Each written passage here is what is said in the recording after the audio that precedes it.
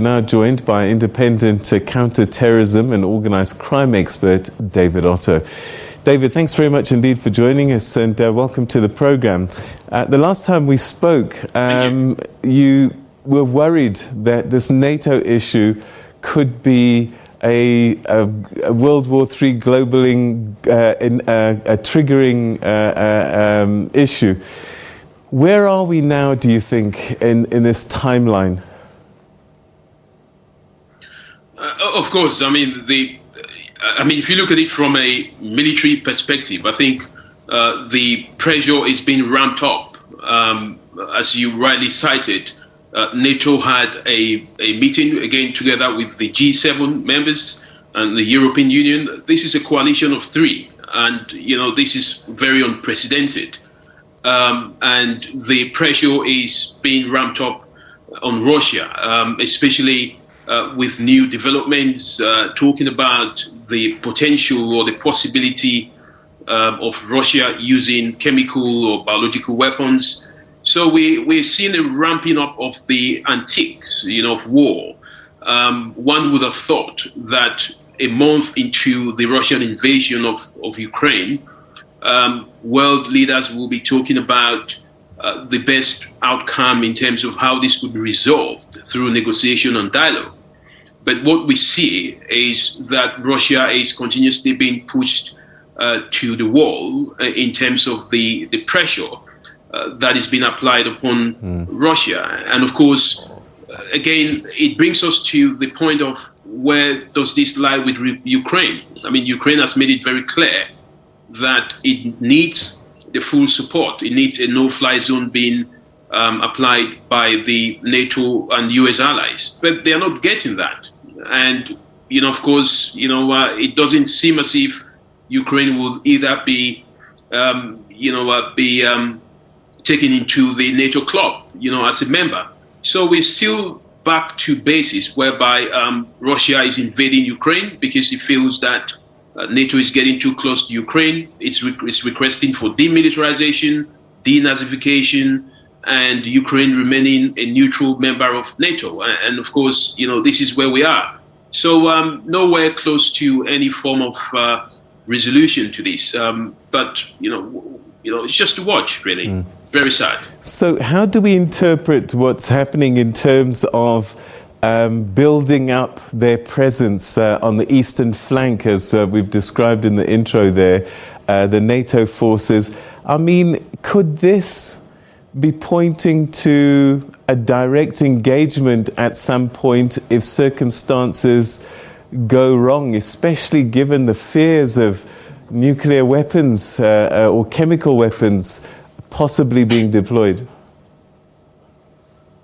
This is a huge concern. As you said, one would have thought that we would be looking at de-escalation, but what we're seeing is NATO building its defense, as it calls it, forces, towards Russian borders with its allies. And, just to be very clear, these are some of the concerns that, Russia has raised in terms of the potential that, this could get to its borders with Ukraine, and hence the reason why we are where we are in the first place. This level of, intensification, as I call it, I don't think is required. I think what we should be looking at this point in time is how, this war can be de-escalated. There is no reason to believe that if Russia is pushed to the wall, as some of its diplomats, have made it very clear, there is a possibility that Vladimir Putin and perhaps the defense minister and the chief of staff who are in charge of the nuclear box, could come to a conclusion, perhaps that that could be the last resort. I doubt, and I so much want to believe that we will not get to this point. But when you're dealing with countries like Russia with nuclear capability, I think the steps that are taken towards either de-escalation or escalation should be calculated very seriously. what we have seen on ground, which is not being talked about much, is the fact that the more weapons the NATO members supply to Ukraine, the more Russia is pickpocketing Ukraine, of those weapons, and they are making sure that those supplies are being destroyed. But no one is talking about that, and that is one of the reasons why Ukraine is asking for a no-fly zone being applied, because, of course, it has a very weak defense, as far as Russia's control of the airspace is concerned. So we see more of an escalation, and one must be very careful here in terms of how this is being pushed, because the last thing we want to see is a World War III, where nuclear weapons could easily or mistakenly be deployed. So it's a much concern, I have to say. Where would you say NATO is at the moment? I mean, we've seen the US president in many ways leading this response to Russia, but this time working very hard to make sure that he gets consensus, that he brings people to the party. Would you say that the NATO alliance is stronger as a result of the Russian invasion to Ukraine? Because that would have been an unintended consequence for Putin if that's the case. Of course, what we've seen is that NATO members have increasingly, become very close to each other. Because of course, the fear is that nobody wants to confront Russia or Vladimir Putin on their own. People believe, or these countries, NATO members believe that, the more they are bonded together, the more difficult it will be, perhaps, for Russia to consider using any nuclear or biological, weapons. Because of course NATO has drawn yet another red line, and that has been that. They do hope that Vladimir Putin and Russia does not use chemical or biological weapons, against Ukraine. And when you hear things like that, don't be surprised that incidents of such emerge, in the very nearest future, which is something that I fear very much. What I think should be done. Is that we need to see, the NATO members coming together to, look for a de-escalation. Again, as I said earlier on, to look for a solution, a dialogue, negotiation, one that will see perhaps, us going back to the last known good, which is, Russia withdrawing its forces. But, if we don't do that, and Vladimir Putin continuously being pushed to the wall, there is a possibility that we would see a confrontation between a member of NATO and, of course, NATO in general and Russia. And that will not look good. And that is why we need countries outside of this diameter of, coalition of friends, to, come up with some kind of a coalition of negotiators, so to speak. The same kind of approach that we've seen with South Africa. We want to see much more countries coming together and saying,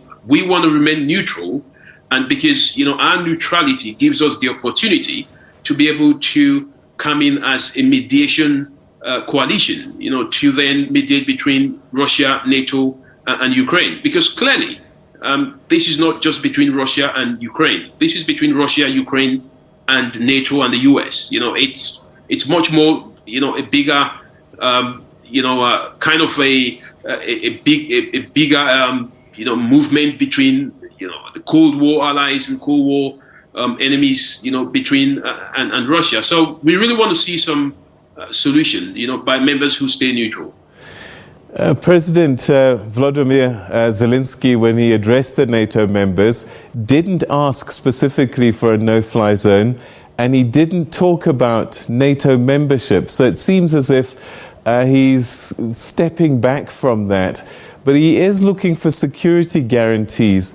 What might that be? What might that mean? And could this be an indication that Russia and Ukraine are getting closer perhaps to a solution that works for both sides? Yes, we know that Vladimir Zelensky has been engaging with the Russian counterparts, on this issue of how a peaceful end would look like. Of course, Ukraine has made it very clear that this has to go through a referendum. If that were the case, the people of Ukraine have to decide. On the other hand, as you rightly said, Vladimir Zelensky was pushing on this issue of a no-fly zone, and the United States and NATO have made it categorically clear that that is not going to happen, because that would mean a direct confrontation with Russia. And of course, I don't think the European Union members or NATO members are prepared for that. So nobody wants to see that kind of a confrontation. So I don't think we would see that level of support for a no-fly zone coming up anymore. I think another thing which Ukraine is talking about is how much of its security can, should and can be guaranteed by NATO members. But I mean, the limit is that NATO will likely supply, as much as they can, as they're doing already in terms of weapons, advice, or perhaps even at the level of supplying men, behind closed doors. But I don't see NATO members getting directly involved in supporting Ukraine, because of course, the countries like Germany are benefiting much from the gas that is being supplied. The United States president is looking for ways to cut out that supply from Russia to Germany and the European states, so that they wouldn't rely so much. I think what they're doing is applying more sanctions, against Russia. But it does seem as if Russia is resisting and, coping with this sanction mechanism. And the more it drags on, moving into the second month of this war, the more Russia will become comfortable, the more they will become adaptable to the sanctions that have been applied by the Western nations. But also, the more the Western nations will begin to tire, because, of course, if you apply something and it doesn't work, and Russia continues to invade, continues to do what it does, then at one point, you'd have to think outside of the box. And the only way outside of the box is to deploy forces directly. I don't think NATO is interested in that. The United Nations is not going to back anything of that nature. The European Union is not prepared for that. The G7 members, don't have the appetite for another war. So it goes back to the suffering of the Ukrainian. Yeah. David, we're going to have to leave it there. Unfortunately, we run out of time, but it does seem as if, on the one hand, it's who blinks first, and on the other, both sides are probably desperate for this thing to end now. David, always great getting your insights. Thanks for your time. Thank you. All right, that's one of our regular contributors there. He's independent counter-terrorism and organised crime expert, David Otto, speaking about the NATO gathering around Russia's involvement with Ukraine in this current conflict. And it seems things have been escalating, but we'll keep a tab on that story for you as well.